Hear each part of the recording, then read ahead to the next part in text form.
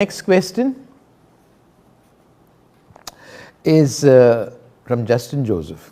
Why isn't Latin a part of the curriculum in the seminary of St. Pius X of the Archdiocese of Bombay? I have to ask the rector. I don't know.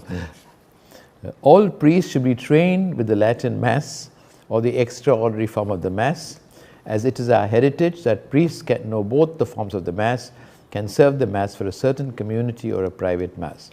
Many other seminaries abroad, this is a part of seminary formation, why not in the Archdiocese of Bombay? Your thoughts on that? Yeah, Justin, just to tell you, Latin is a very important, to answer your question directly, the question about them, we would not just really that Mass, that extraordinary form is said in 2 churches and once a month or so.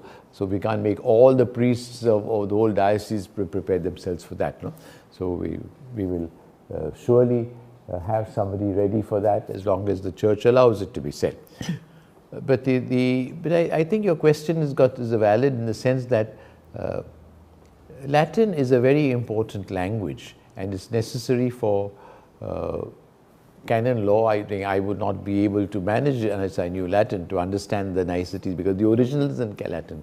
Roman documents, the original, not all, now it's comes Italian, but very important documents, the biggest, the most important are in Latin, and therefore you need Latin.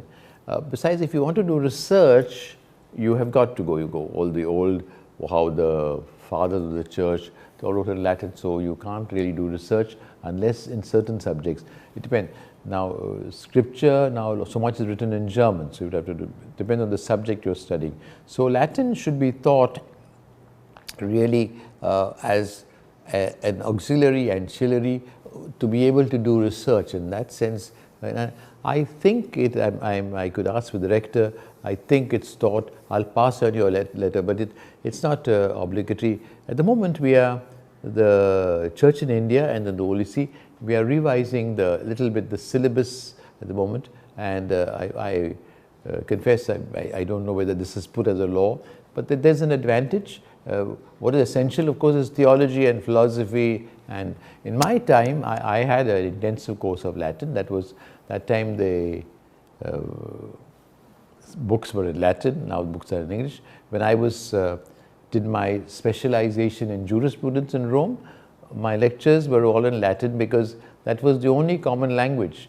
We had people we had only 10 students who had already finished their doctorate. I was still writing my thesis, and from all over the world, and it was very difficult for the professors and the students, but that was the only common language. So really Latin is a common language, and we had to answer also the assignments in Latin sometimes, so it's difficult. It's a valuable thing, but see, not everybody, there's no need of putting everybody to the grind of studying the Latin if that's not going to be used.